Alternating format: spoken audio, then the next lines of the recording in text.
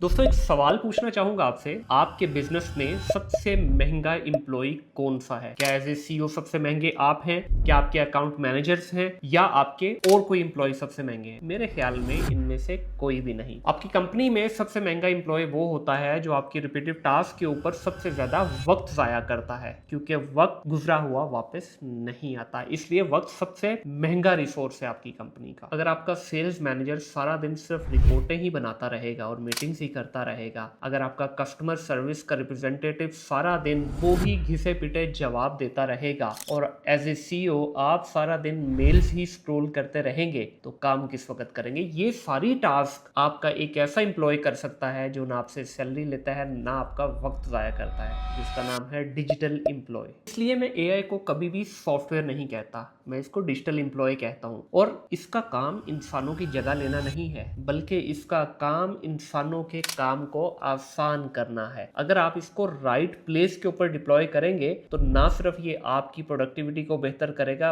बल्कि आपकी एफिशिएंसी को भी बढ़ाने में मदद करेगा। अब मुझे कमेंट्स में बताइए कि आपकी कंपनी के अंदर सबसे ज्यादा रिपीटेटिव टास्क के ऊपर आपका कौन सा एम्प्लॉय वक्त जाया करता है, तो फिर मैं आपको उसका हल बताऊंगा।